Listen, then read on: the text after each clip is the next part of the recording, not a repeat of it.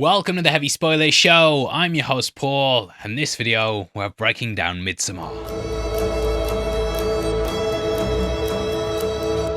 Having just broken down the Wickerman, I thought it was time to return to this creepy cult classic. Cult being the word there. Throughout this video, we're going to be going through the subliminal images, hidden meanings and metaphors that make this a real trip to get through. Directed by Ari Aster, it came off the back of his massive hit Hereditary. At the time, that was A24's highest grossing film, and thus they quickly rolled forth with this one. Aster then decided to create a story that was based around two characters on the verge of a breakup that was dressed up in a folk horror. Obviously, The Wicker Man inspired the film massively, with Aster also citing The Wizard of Oz as well. Studying Mayday and the traditions of Hälsingland, he devised a plot around the Midsommar celebrations. As an offering to our Father, we will today surrender 9 human lives.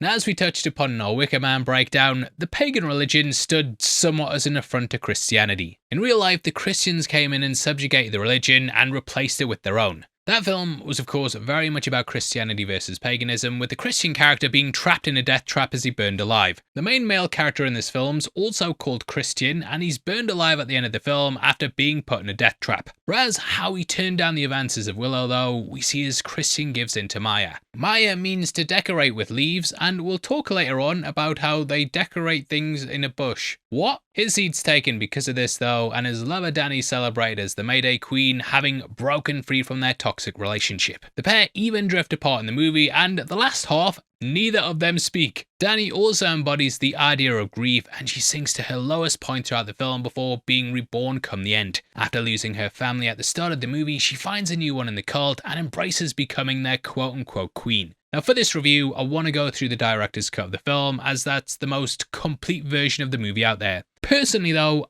I do find the pacing of the theatrical a lot better, and you get a sort of leaner meal with the same ingredients, if that makes sense. But yeah, I think the director's cut is very good though, and it cleans up a lot of the questions that people have around the film. But if you just want a nice, easy movie to watch, theatrical is probably better. Beginning at her home in New York though, we join Danny going through the worst day of her life. Now spoiler alert, but the movie actually opens with a mural that spoils everything. You really don't catch it on a first watch, but it makes me want to take my crown off and pronounce Ari Aster as the spoiler king. As you can see, the painting starts with death, which is meant to represent Danny losing her family. This is set in the winter, and we see in the opening scene that we also begin in the winter too. Looking closely, you might also notice there's pipes connected to them in death. This is through a hose pipe looking line, which is how they're killed with the exhaust fumes.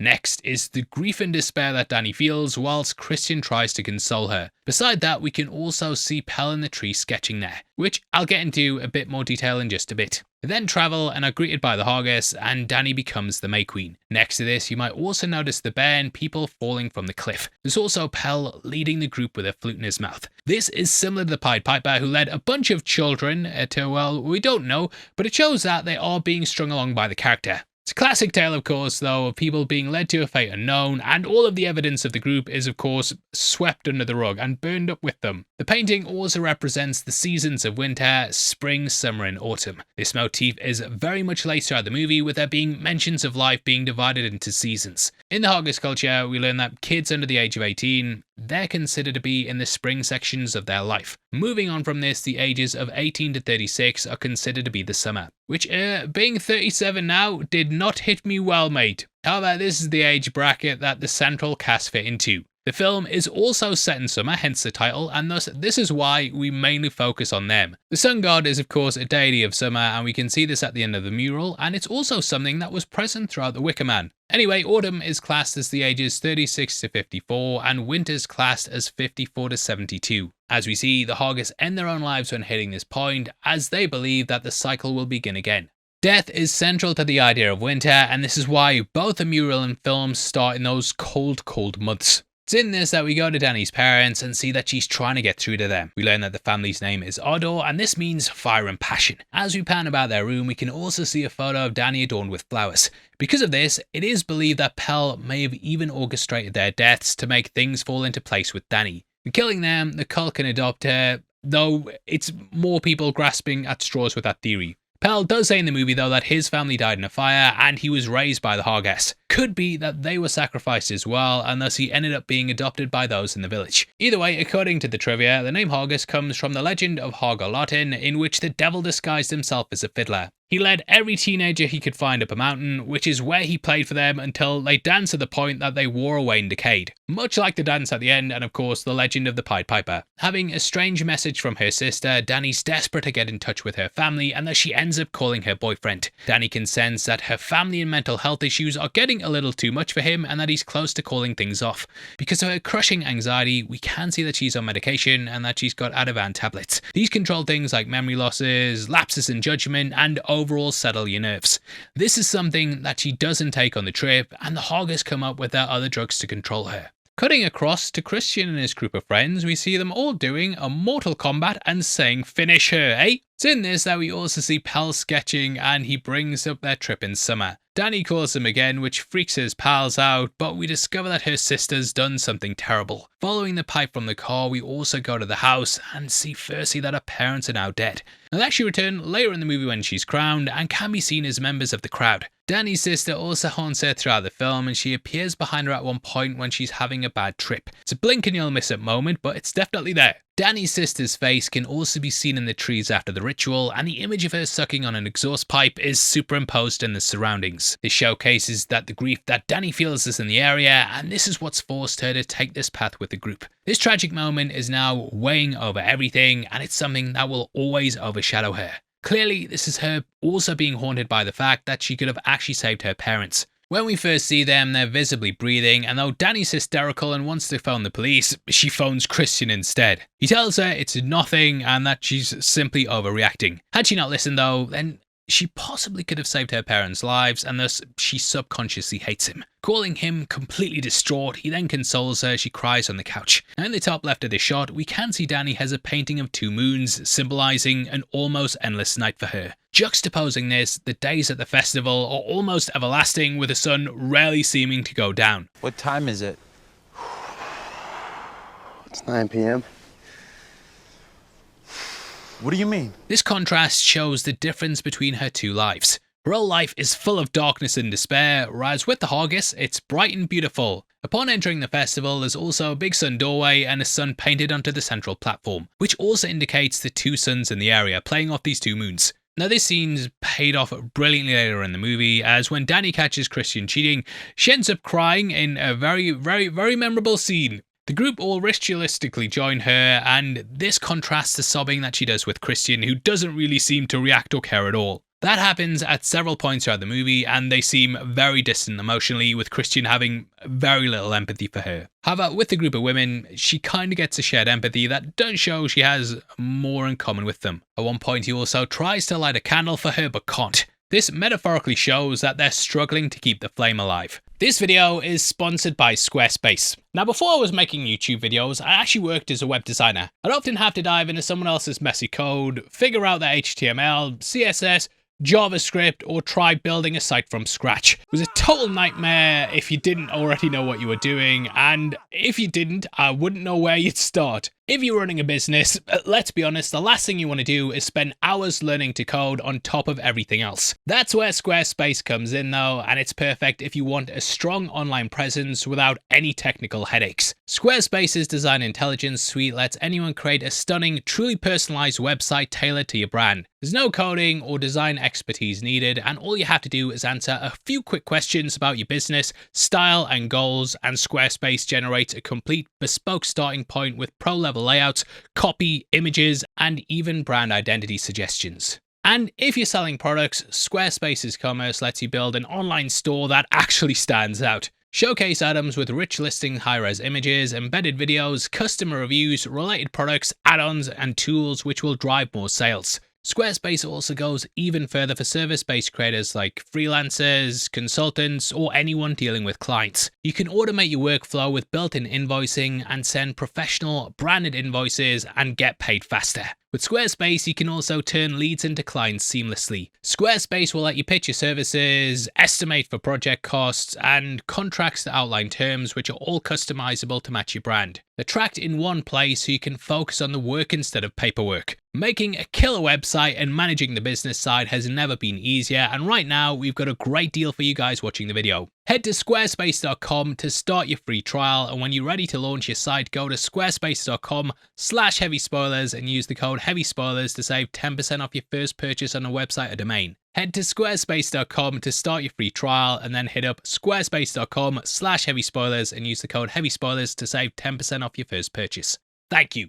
We then cut to the next day and see Danny lying in a bed. Above this is a painting of a queen kissing a bear, which represents Danny and the eventual fate for Christian. This artwork is further showcased inside the hut, where Christian cheats, as we can see a bear burning on the wall. Off safe and in their own boxes, the queen to the left, which ties back to how this one here has gone away from the bear. This kiss is also kind of taken as a kiss goodbye, and she goes on to live while he goes on to die. The way he's placed in front of that bear as well, he's just basically forced to look at it, can't stare away from it, and yeah, it's facing him in the face because that's gonna be his eventual fate. Does that make sense? Danny, of course, finds a new home with the Hargas though, and this is exemplified in several motifs and many points throughout the movie. Now you might notice that in the majority of the film, Danny's clothes are all really baggy and they don't fit her that well. There is an outfit that doesn't hang off her though, and that's the dress that's made for her at the village. This showcases that she fits in better with them than anyone else. Danny being on this path though is cemented by Pell, who also gives her a picture that he sketches of her. Hey, happy birthday. It's just something I do for birthdays. He's already sketched her as the May Queen and is clearly implanting that idea. He also draws one when Danny's pronounced as the May Queen, signifying her new birth. As for her birthday, Christian forgot it in general, and it shows how Pell cares more about her than he does. Danny and Christian in their relationship pretty much just go around in circles, refusing to end it with one another, even though they're both unhappy. Towards the climax of the movie, Danny dances around in a circle as part of the May Queen ritual, and this cyclical behaviour represents the constant spinning of their relationship that's continuously going round and round in circles and getting absolutely nowhere. During the scene, Danny gets exhausted by this, however she manages to break free and in the same moment breaks free of Christian. Danny's then pronounced as the May Queen while Christian cheats with Maya, and Maya rearranged is of course May. She seduces Christian with a love potion, and the recipe for this is actually showcased in a painting, which we'll talk more about later on. That being given to Christian though can be seen if you look closely at his drink at one point, which appears as a slightly different colour to the rest of the group. Danny is really just an outcast from everyone though, and in the next scene we see them talking about the holiday. Turns out that Christian hasn't told her, and they all just stand there surrounding her, making her feel like she's not part of the inner circle. This circle will be complete though when she finds her home with the Hargas and dances around the maypole. This idea of them being apart and exemplified in the next scene. Upon returning to their room, we see Christian go and sit in a chair, which creates a reflection in the mirror. This builds a smaller and separate box away from her, whereas Danny stands in the doorway. This in itself creates a bigger box around her and kind of separates the two. The picture in Danny's box as well also shows a woman looking up at a house. This makes it seem like she's leaving that behind and clearly not a part of it. From other shots of the painting behind Christian, we can also see that this is a group of people, so Danny further seems like an outsider. Christian kind of plays dumb and says that he doesn't know if he's going and stuff, but Danny is like, I know you've already got the tickets. They then talk about his thesis, and Danny apologises for how much he's suffocating him. Clearly feeling guilty, Christian says he was actually planning to invite her as a surprise. But clearly it doesn't go down well, and when Christian tells the gang he invited Danny, he does so in the reflection of a mirror above the sofa. Further creating this idea that Danny's linked to distance and being locked in a box. She then arrives and appears in the doorway with Christian, further locking the pair in together. But he does step out of it, and then Danny goes to join the gang. This is where Pell tells her about the festival. Moving on to her parents, this triggers her again, and she gets up and runs to the bathroom. As she does this, we can also see a scarecrow doll sat on a bookcase and see another figure beside it. This represents the corpses that are stuffed with hay and put beside Christian at the end of the movie. Though it's difficult to make out as well, in the mirror shot we can see a picture of the scarecrow from The Wizard of Oz. Again, tying back to that idea. Lost in her grief, we then transition to the airplane where she's also having a breakdown. Yay! This then takes us to Europe and a 4-hour trip to the festival. Here we learn that Josh is studying runes, including ones created by the Nazis. It's through this that Pell says that his people use them there, but they're obviously Not the same way that the Nazis did, mate. However, Josh realizes that a lot of them line up and that the Hargas are actually an insular and white supremacist group obsessed with racial purity. This is why they have their inbred child who's seen as an oracle. Josh eventually pieces things together and learns of the cult's true nature, but unfortunately, this is too little too late. The aura rune that appears throughout the movie at several points also translates to a journey, growth, or evolution, which is what many characters go on throughout the film. The death rune appears on Christian's clothing too, marking him for the sacrifice and letting us know that he doesn't have long left. We then see as they make their way towards the camp and things are then shot upside down. This creates the effect that we're entering the other side of the mirror into a dark and reflective world that's the opposite of our own. Upon passing the banner, the camera then flips back around and we can see the group arriving at the first stop. Pell's then reunited with his old pal. His old pal. He's recruited. It sounded better in my head, that. He's recruited 2 people himself though, and it's clear that this is all part of the cult's MO. These are Simon and Connie, and the pair all decide to take some dregs. Smoke a drug, do the doobie, take a drug, do a shroom. Completely off their face they get, basically. The group then argue about what time of day it is, with Pell saying it's the new sun. The sun, of course, rises on a new day, but it creates the feeling of an everlasting daytime, and plays into their sun god and the idea that there's 2 suns there. We then see the first of the Hargas. The Hargas initially start off in all white clothing, however throughout the film they start to gain colour, most notably red. This indicates the blood that's been shed for the festival, and throughout the film it gets redder and redder. Danny then starts to see strange things like trees breathing and begins to have a bad trip. Being ever the man who likes to reach, I did wonder if this was just playing upon the idea of this being a bad trip in general. I am a master of film analysis. She then witnesses her sister in a mirror, which again creates that box effect. However, it's now even smaller than the door and the one above the couch she appeared in before. This shows that things are closing in for her and she's slowly becoming more and more unhinged. But I have to say, the shots in these parts are absolutely gorgeous and the colour used throughout the film is just so breathtaking. It's incredibly immersive and just makes you feel like you're on a bit of a trip yourself. But not me, I never smoked a doobie. I don't smoke the reefer. This feels like the first of the Midsommar nights though, which are considered some of the most magical nights in Sweden. It's even believed that spirits can affect humans more on these nights and thus it's been attached to lots of different customs. This includes dancing and walking backwards, which we see later in the film. Somebody should tell those girls they're walking stupid.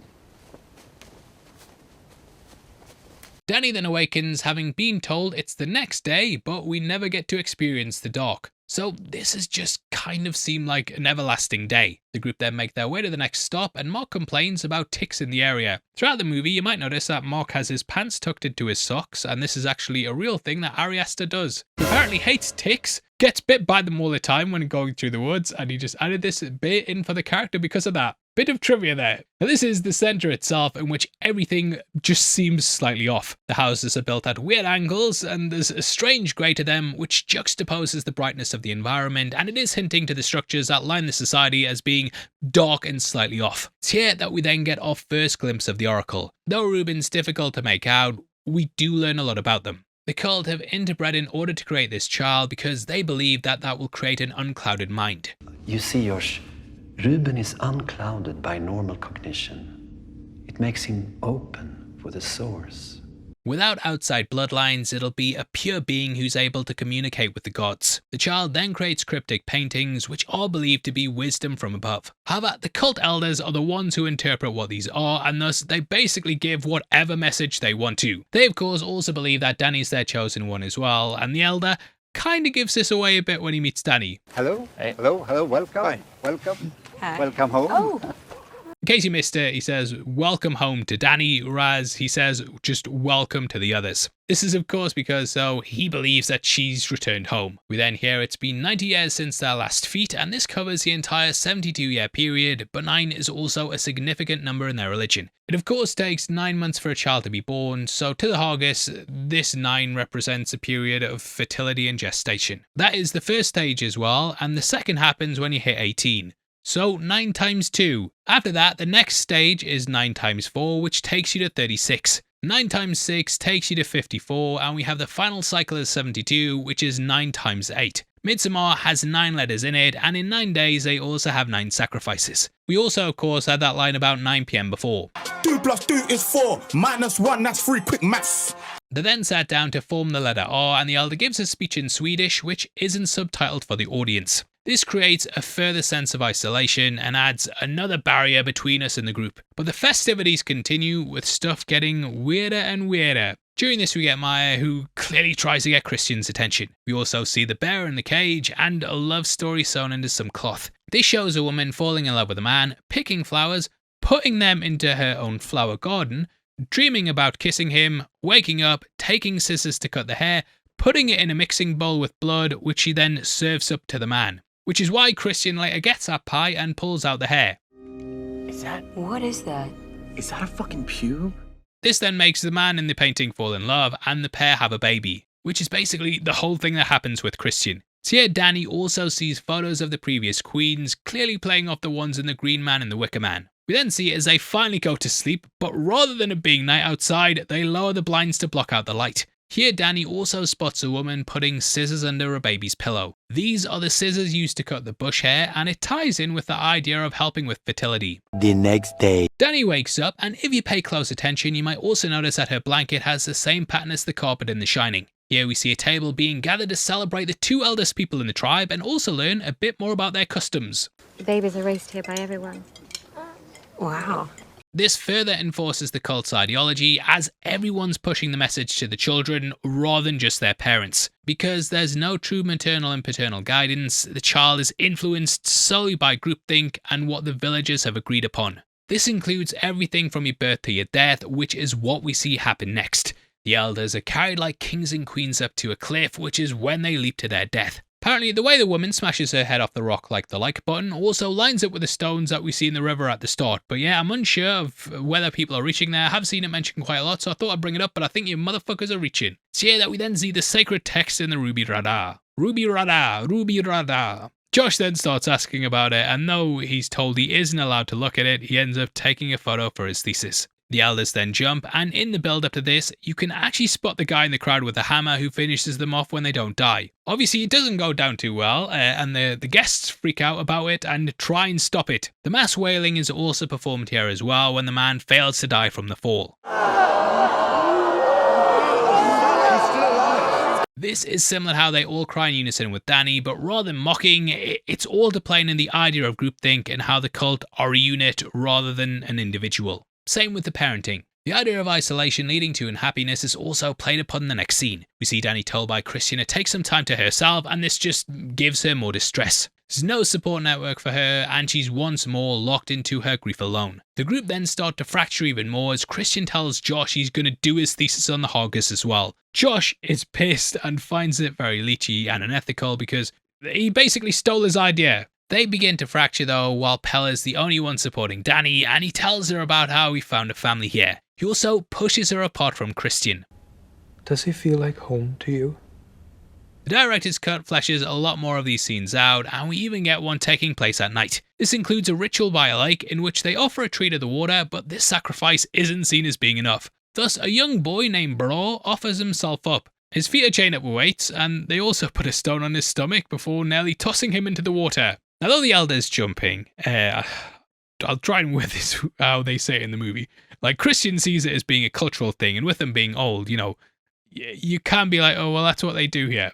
Obviously, though, you don't want to see a kid getting drowned. Danny then shouts out no, and because of this, the kid is saved. Now, obviously, they still have to offer the sacrifice, and it's actually Connie who gets given to the goddess of the water. This is never spelt out explicitly, but we do see her corpse being wheeled into the shrine later on. Her body is wet and bloated, and clearly she got fed to the lake. Not sure how much of this we can show as well, but Connie's wearing the same sacrificial clothing that the boy was wearing at the lake. It's likely that her murder went down shortly after she kicked off about wanting to leave, as both Josh and Danny hear screams off in the distance. Absolutely not.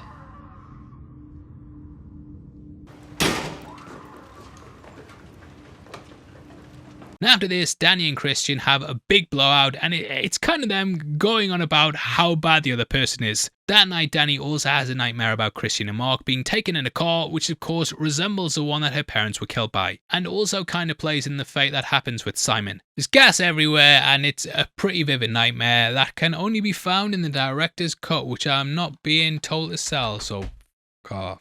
In the morning, Maya also places a totem under Christian's bed to woo him. Pell then tells them that they can do their thesis, but they just have to change the names. Christian's also told he has to split it with Josh, to which he says, Yeah, I already told him I'm totally fine with that. but mate, it was his project, look at him, clearly pissed off. To make matters worse, Pell also tells Christian that Maya's now 15 and has been told she can have sex. And Christian obviously still goes through with it. I'm getting the word nonce. Now with Christian, you know, there's obviously the big defense around him being drugged, but it just adds another sinister side to the cult and shows how kids are viewed here. She's forced to get impregnated, is 15 years old, and yeah, even that alone is enough for me to want to fucking feed them all to a wood chipper, feet first. Before we can really focus on it though, Mark pisses all over the ancestral tree. Oh mate, man. Like Pell says, all their ancestors are tied to that tree, and it's basically like pissing on a gravestone. So it does not go down well. Connie and Simon have decided to leave as well, but it turns out that Simon's already left. Why would he just go without me? He wouldn't do that.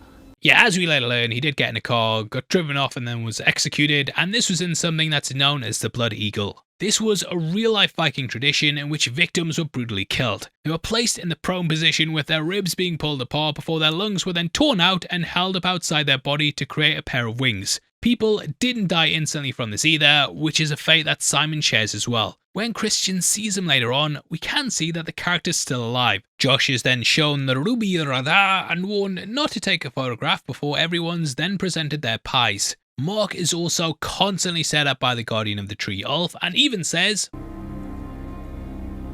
Dude, is she gonna kill me?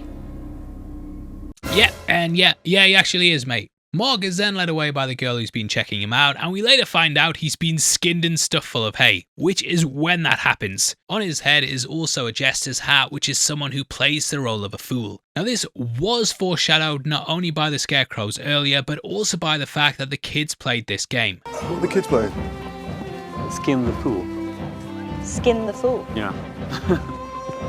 Josh then goes to take the picture of the sacred text, which is when he's grabbed by Ulf, who's wearing Mark's face. He's bludgeoned by Pell in this moment, and you can see him in a blink and you'll miss it moment. Just as Josh sees Ulf coming in the mirror, he quickly spins around to look at him face to face. However, in the spin, if you slow it down, you can see that there's a man standing off in the corner, and that is Pell. The next day, they're then told the book's been stolen, and the elders gaslight the gang into thinking that they're the ones causing the trouble. He and your other friend, they both disappears the same day.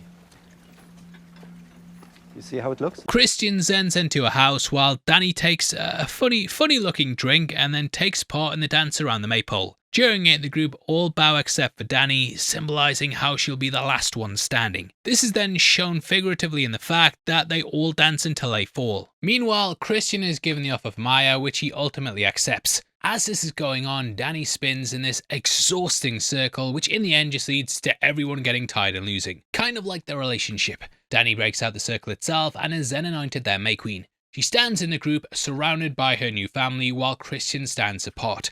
Pell also kisses her at the end, kind of taking her away from Christian. She's then led through the fields while Christian's led astray. The sex scene in the director's cut is even weirder, mate, with a woman going over to them and singing as they get it on, and it's all much longer. Can't really show any of it because there's loads of muff, but the women all join in on the thrusting and moaning as well. During this, we then cut to Ruben and get a close-up of his face. This highlights the ultimate end of the group's weird sexual rituals along with the cold attachment that their breeding leads to. Though the women sing along and almost praise it, this is a dark reminder of what the acts here lead to. His inclusion makes the event completely unromantic and it makes it feel more like it's almost industrial breeding. That kind of just underlines the dark nature of the cult. We also see his meat's buried with an egg while seeds are planted around it. This is actually part of Josh and it plays in the idea of the Hargas giving back to the land. It's a real pagan tradition that acts as an offering that will help with their crops, which is why Christian also later comes across Josh's leg in the ground. Shortly after, Danny sees things with Christian firsthand, and it's here that we get that iconic wailing scene. Kinda talked about it before, but I think it also highlights the group's forced understanding and how their empathy and kindness is all an act. Brings Danny closer to the indoctrination and being made to feel like she's part of this group. After coming to, Christian also has some post-nut clarity and runs out the hut. Want to shout out the makeup department as well, because he even has some blood on his Johnson. which they would have had to apply themselves. So well done on being thorough, and well done to me being thorough enough to spot that in this breakdown. He's eventually paralysed while Danny's then held in a throne of flowers. Christian's placed in a chair beside her, and both of them are at the mercy of the group. A lottery is then played, and according to IMDb trivia, this is based off the short story The Lottery. This revolves around a community playing a lottery so they can pick a member to sacrifice. Ultimately, Danny gets to pick from the candidates and she chooses Christian. This is her last connection to her whole life, and thus in killing him, she severs that final tie. He's then dressed up in the bear suit, and the Swedish god of vengeance curses him. All the offerings are then placed in the temple, including Ulf and Pell's mate, who are both given a sedative. They're told that it's from the yew tree, and in death they'll feel no pain. But we see that isn't really the case. And again, this just highlights the lies of the cult. Outside though, they somewhat rejoice in it and scream with Ulf as he burns up alive. It's in this I think he's finally hit with the realization though that he's been lied to not only here but also throughout his entire life. That's why there's that look of horror on his face. And what a lovely, lovely way to go. Nah, but there's kind of a beauty to it as the bodies are set alight and we hear the singing that's coming from the outside. Have to say, the soundscape on this movie is absolutely incredible and there's so many great pieces. Now though Danny coughs at first, we ultimately see her smile as Christian burns and she's now indoctrinated by the cult. And single too. This shows she's found a new family though and left behind the pain of the past. That smile is also almost exactly like the son's face in the opening mural, and it brings everything full circle from that initial scene. And wow, is that what Sweden's really like, huh? Well, now obviously not, and apparently during the release, the audiences burst out laughing over there and thought that it was a comedy. Cause yes, all they do is make flat pack furniture and meatballs and absolutely are not psychopaths between it all. Which this movie definitely didn't expose. Can I never go to Sweden? Either way though, I hope you've enjoyed us going through the movie, and I'd obviously love to hear your thoughts as well. Please drop a like on the video and also leave a comment with your thoughts on the film, and if there's anything we missed, I'd love to read it below. I wouldn't love to read it because I've bloody missed it. The video is crap now. But yeah, thank you for dropping it anyway. If you want to follow us on Instagram as well and keep up to date with what we're doing, then make sure you check us out at Heavy Spoilers. Did you know as well that members of the channel also get early access to videos exactly like this every single week for just 99 cents a month? We have been trying to do at least one breakdown a week. The last couple of months we've been doing two, so yeah, if you want more content before anyone else, that's what you've got to do. Really appreciate it though, it really does mean a lot, and hopefully that 99 cents isn't a big difference to you, but if all you guys do it, it means so much of a difference to me and I'll be a multi-millionaire. Either way though, thank you for watching this video. I've been your host Paul. I tell you what mate, you've been the best and I'll see you on the next one. Take care, peace.